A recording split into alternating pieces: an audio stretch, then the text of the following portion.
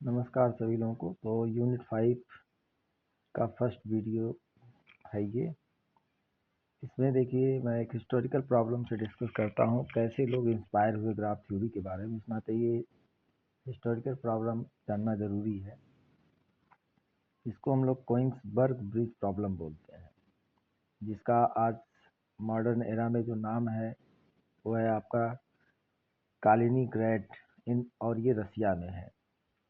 तो ये आपका एक प्रेगिल रिवर के किनारे स्थित है, on the bank of Pregel river. तो यहाँ पे देखिए क्या प्रॉब्लम है, प्रॉब्लम को समझते हैं बाकी सब क्या है। तो यहाँ प्रॉब्लम में ये दिया गया है कि ये दो रिवर हैं, ठीक है, ये दो रिवर हैं और इन दो रिवर के बीच में एक आइलैंड है, दो आइलैंड है ए और बी। तो आप देखिए रिवर के दूसरी साइड में भी एक लैंड है और इधर भी लैंड है, मतलब सी डी दो लैंड ये हो गया, ए बी दो लैंड ये हो गया, दो ए बी आइलैंड है। और ये सी और डी ए बी से कनेक्टेड हैं बाय द ब्रिज। कितने ब्रिज हैं टोटल देखिए, 1 2 3 4 5 6 एंड 7। तो ये 7 ब्रिज हैं।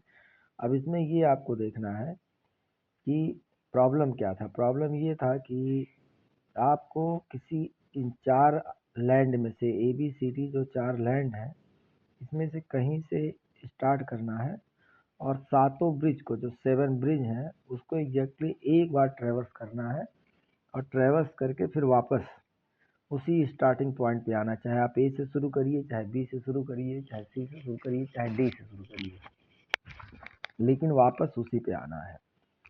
तो खैर इसका कोई सोल्यूशन नहीं है, आप ट्राई कर सकते हैं। लेकिन किसने सबसे पहले इसके बारे में बताया कि there is no solution. Solution बताया था पहले यूलर ने। लियोनार्ड यूलर एक स्विस मैथमेटिशियन थे। उन्होंने बहुत सारा प्रयास किया और प्रयास करने के बाद फाइनली कंक्लूजन निकाला, क्योंकि यूलर साइकिल, यूलर जो थ्योरम है वो यूलर ने थ्योरम दिए थे। तो वो सब थ्योरम की मदद से या बिना उस थ्योरम की मदद से, ये तो क्रोनोलॉजिकल ऑर्डर होगा कब ये किया था उन्होंने, टाइमलाइन पे डिपेंड करेगा। लेकिन फिलहाल उन्होंने ये पता करके बताया मैं कि इसका कोई सोल्यूशन नहीं है। अब देखिए इसी पूरे इस प्रॉब्लम को एक ग्राफ में कन्वर्ट किया गया है। तो सी को एक, चूंकि ये एक लैंड है, ये एक लैंड है और यह एक लैंड है और यह एक लैंड है, इनको ग्राफ के अंदर वर्टिसेस का नाम दे दिया गया और ब्रिजेज को एज का नाम दे दिया गया। अब आप यहाँ देखिए ए से सी के बीच में दो ब्रिज था, तो ए से सी के बीच में दो आपका एज है, यहाँ बना दिया। ए से डी के बीच में दो एज है, उसको इन्होंने यहाँ दो एज बना दिया। और देखिए ए से बी के बीच में भी है तो वो एक एज बना दिया। बी से सी और बी से डी है तो बी से सी और बी से डी बन गया। अब अगर आप ट्राई करेंगे तो कोई भी सोल्यूशन नहीं मिलेगा। जैसे एक रफली हम एक बता देते हैं, मान लीजिए ए से शुरू किया, ए से सी गया, सी से बी गया, सी बी से डी गया, और उसके बाद आप यहाँ पे गए ए पे वापस। अब ए पे वापस चले गए तो अभी देखिए बहुत सारे एजेस ट्रेवर्स करने बचे थे, जैसे ये एस और यह एस और फिर यह है। ऐसे आप बहुत सारे ट्राई कर सकते हैं और ट्राई करेंगे तो फाइनली आपको सोल्यूशन नहीं मिलेगा, क्योंकि उसमें उसी पॉइंट पे वापस पहुंचना है और सारे ट्रेवर्स, सारे जो वो हैं ब्रिज हैं या एज हैं उसको ट्रेवर्स करती हुई। एक्चुअली यूलर ने बताया था आगे चल के कि कम से मतलब जो वर्टेक्स की डिग्री होती है अगर इवन में होगी तभी जाके ऐसा कुछ संभव सोल्यूशन होगा।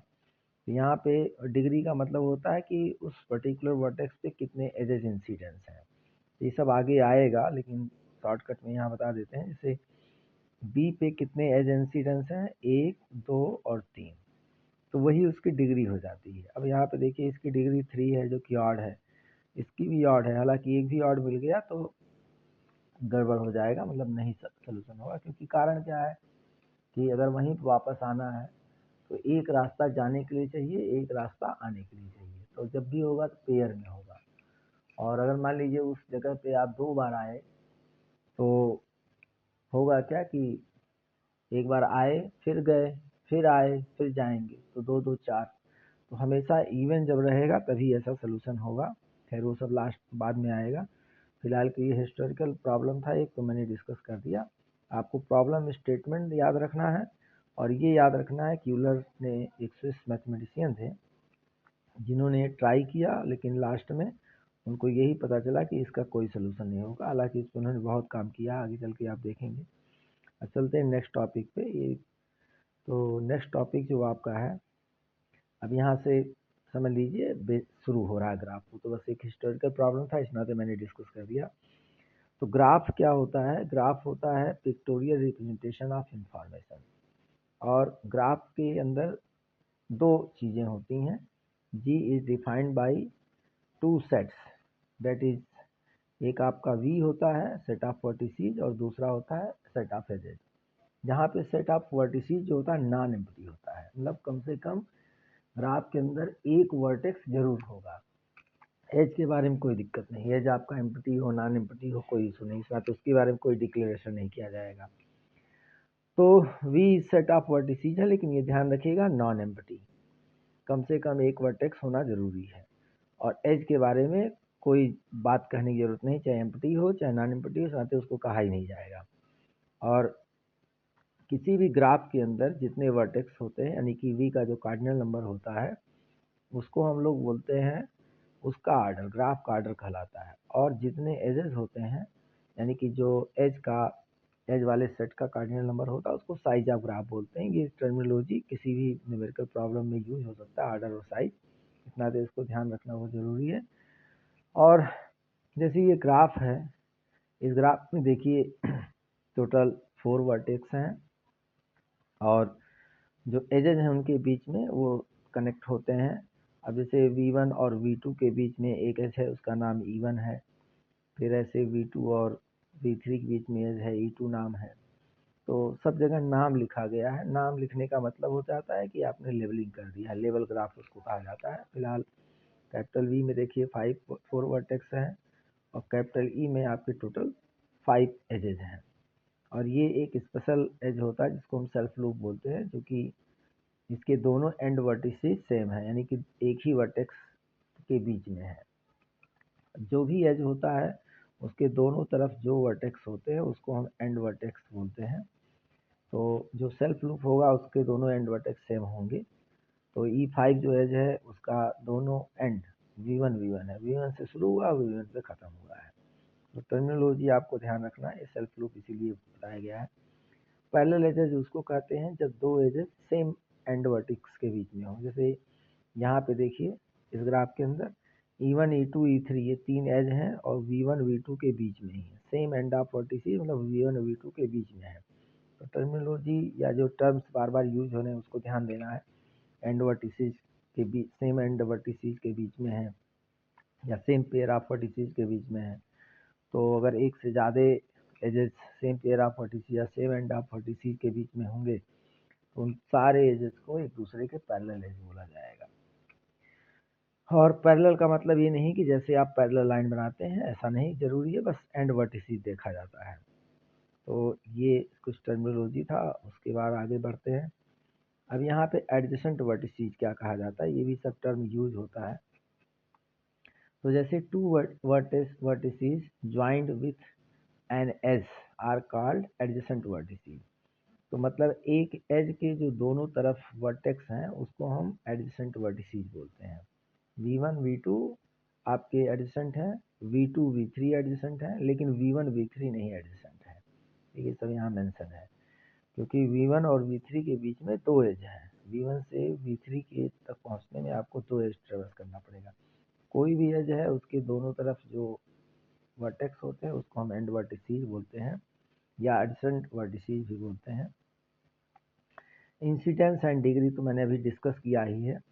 तो किसी भी वर्टेक्स की पे कितने एजेस इंसिडेंस होते हैं, यानी कि उससे कितने एज आके मिल रहे हैं, उसको हम उसकी डिग्री बोलते हैं। अब जैसे ये ग्राफ है, इस ग्राफ के अंदर V1 की डिग्री 1 हो जाएगी क्योंकि एक ही एज है, V2 की डिग्री 2 हो जाएगी, और V3 की डिग्री भी 1 हो जाएगी। तो जितने एज इंसिडेंस होंगे वही चीज़ उसकी डिग्री हो जाएगी। और डिग्री हमेशा वर्टेक्स की होती है। तो यहाँ पे जो लिखा गया इसी ग्राफ के बारे में लिखा गया है। इसके बाद हम चलते हैं नेक्स्ट टॉपिक पे, क्योंकि बहुत सारी टर्मिनोलॉजी है, टर्मिनोलॉजी में बहुत रिच है ग्राफ थ्योरी। आइसोलेटेड वर्टेक्स किसको बोलते हैं? ऐसा वर्टेक्स जो बाकी ग्राफ से अनरीचेबल हो, जैसे आप फिजिक्स वगैरह में आइसोलेटेड पढ़ते हो उसी सेंस है। तो V4 के पास आप V1 V2 V3 से कभी भी नहीं आ सकते, क्योंकि एज कनेक्टिविटी नहीं है, तो उसको हम आइसोलेटेड वर्टेक्स बोलते हैं। अगर डिग्री की भाषा में बात करें तो उसकी डिग्री 0 होती है, क्योंकि उस पर कोई भी एज इंसिडेंस नहीं है। और पेंडेंट वर्टेक्स उसको बोलते हैं जिसकी डिग्री 1 होती है, क्योंकि एक ही एज आपका पेंडुलम जैसा दिख रहा है, पेंडुलम उसी से बना हुआ पेंडेंट वर्टेक्स। थ्योरम, पहला थ्योरम ये है कि prove that the sum of degree of all vertices in graph is twice the number of edges. तो सिंगल, बहुत सिंपल थ्योरम है। तो यहाँ पे कुल मिला जुला के अगर उसको एक्सप्रेशन के रूप में लिखें तो ऐसे है, sum of degree of all vertices is equal to twice the number of edges. तो देखिए हर एक एज जो है वो डिग्री में 2 का कंट्रीब्यूशन करता है, एक इस तरफ करता है, एक इस तरफ करता है। तो अगर एज है तभी डिग्री रहेगी। अब मान लीजिए आप 5 ऐसे वर्टेक्स बना दिए, केवल वर्टेक्स बनाए हुए हैं, चाहे जितने आप बना दें, तो इसमें किसी भी वर्टेक्स की कोई डिग्री नहीं है, सबकी डिग्री 0 है, बिना एज की डिग्री होगा ही नहीं। और हर एज डिग्री में 2 का कंट्रीब्यूशन करता है। अगर मान लीजिए कोई सेल्फ लूप है तो दोनों कंट्रीब्यूशन एक ही वर्टेक्स पे किया हुआ है। अलग अलग होंगे तो दोनों दो अलग अलग जगहों पे एक एक का कंट्रीब्यूशन करेगा, लेकिन करेगा 2 ही का। तो मेन चीज ये है कि every edge contribute in degree equal to 2, so all the contribution by edges, all the edges is equal to 2 into number of edges हो जाएगा। अब जैसे यहाँ पे उसी चीज को लिखा गया है 2 इंटू नंबर ऑफ एजेस, क्योंकि हर एज जो है 2 का कंट्रीब्यूशन करेगा। तो 2 प्लस 2 प्लस 2 ई टाइम्स हो जाएगा। अगर ई एजेस हैं, हर एज 2 कंट्रीब्यूशन कर रहा है, तो 2 प्लस 2 प्लस 2 ई टाइम्स, तो that will be equal to 2e। तो डिग्री ऑफ V1, मान लीजिए उसमें कुछ ही n वर्टेक्स हैं, तो सारे वर्टेक्स की डिग्री का सम करेंगे, यानी कि प्लस प्लस करके, तो वो इक्वल टू आएगा e2 plus E times, that is equal 2e। तो उसी चीज़ को इक्वेशन बना के यहाँ रख दिया गया, तो इस तरीके से प्रूफ हो गया। तो केवल एक लाइन का कमेंट लिखना, प्रूफ हो जाएगा। कभी कभार एग्जाम में आ ही जाता है ये। यहाँ पे अनदर थ्योरम है, prove that the number of vertices having odd degree in the graph ji is always even. तो ये नंबर के बारे में अगर अच्छे से जानकारी, तो इसको आराम से प्रूव कर सकते हैं। अब जिसमें कहने का मतलब है, ऐसे वर्टेक्स की संख्या इवन होगी जिनकी डिग्री ऑड में हो, मतलब जिसकी डिग्री 3 हो, 5 हो, 7 हो, 1 हो, इस तरह की जिसकी डिग्रियां हैं, अगर इनके ऐसे वर्टेक्स को काउंट करेंगे तो इनकी संख्या इवन आएगी। अब देखिए 2 ही तरह के वर्टेक्स हो सकते हैं, एक ऐसा वर्टेक्स जिसकी डिग्री इवन होगी, और एक ऐसे वर्टेक्स जिनकी डिग्री ऑड होगी। तो इसी नाते हमने 2 पार्ट में पार्टीशनिंग कर दिया। एक तो वो वर्टेक्स जिनकी डिग्रीज इवन में है, और ऐसे वर्टेक्स जिनकी डिग्री ऑड, मतलब इवन वाले को एक साथ जोड़ रहे हैं, ऑड वालों को एक साथ जोड़ रहे हैं, 2 कैटेगरी में बांट के जोड़ रहे हैं। लेकिन आप जब जोड़ेंगे तो ये थ्योरम ऑलरेडी प्रूव कर रखे हैं, इनका सम जब भी आएगा इवन ही आएगा, 2e आएगा, 2e प्योर इवन नंबर है। अब आप देखिए नंबर का थोड़ा सा खेल है नंबर सिस्टम का, तो ये हमेशा प्योर इवन नंबर होगा, क्योंकि इवन नंबर आप ऐड करेंगे, चाहे 8 टाइम्स जोड़ें, चाहे इवन टाइम्स से 2 4 6 जोड़िए, 2 4 6 6 12 आया, या 2 4 6 8 जोड़िए, तब भी आएगा आपका इवन ही। तो इवन को चाहे जैसे आप जोड़ेंगे वो आएगा इवन ही। तो ये पूरा नंबर जो है इवन आएगा। तो इसी को जो है राइट साइड में लेके चले गए हैं, मतलब इवन लिख के और फिर राइट साइड। अब इवन में से इवन माइनस करेंगे तो इवन ही आएगा, यही बात लिखा गया है। अब यहाँ पे यानी कि ऑड डिग्री वाले वर्टेक्स, अगर सारे वर्टेक्स जिनकी डिग्री ऑड है उनकी डिग्रियों को जोड़ेंगे तो वो भी एक इवन नंबर आएगा। अब ऑड नंबर्स को जब ऑड टाइम्स जोड़ते हैं तो ऑड आता है, ऑड नंबर को जब इवन टाइम जोड़ते हैं तो इवन आता है। तो यहाँ आप एक लाइन कमेंट लिखेंगे कि this will be possible only when number of odd degrees vertex is even, so hence proved, मतलब कि आपको यही प्रूव करना था कि ऑड डिग्री वाले वर्टेक्स की संख्या इवन होगी। तो इस तरह से ये सब कमेंट से प्रूफ हो जाएगा। और इसके बाद इसी पे एक छोटा मोटा न्यूमेरिकल है, उसको भी देख लीजिए। एक ग्राफ है जिसमें ग्राफ जी है जिसमें 21 एजेस हैं, 3 वर्टेक्स हैं, और जिसके अंदर 3 वर्टिसीज ऑफ डिग्री 4 है। एक्चुअल में 3 वर्टिसीज नहीं है, 3 वर्टेक्स ऐसे हैं जिनकी डिग्री 4 है and other vertices of degree 3। तो कुछ वर्टेक्स की 3 वर्टेक्स की डिग्री 4 है और जो रिमेनिंग वर्टेक्स है उनकी डिग्री 3 है। तो आपको सारे वर्टेक्स की संख्या निकालनी है। अब मान लीजिए n वर्टेक्स है और 21 एजेस हैं, तो सारा degree sum of degree of all vertex 2 into E यानी कि 2 इंटू 21 आएगा। अब अगर n वर्टेक्स है उसमें से 3 आपके 4 वाले हो गए, बच्चे जो n-3 उनकी डिग्री 3 है, तो n-3 इंटू 3 हो जाएगा। इक्वेशन बन जाएगा, सॉल्व करेंगे यानी इक्वल टू 13 आ जाएगा। अब यहाँ पे हवेल हकीमी एल्गोरिदम है, इसको हम अलग वीडियो में डिस्कस करेंगे, बड़ा मज़ेदार क्वेश्चन है ये एल्गोरिदम है।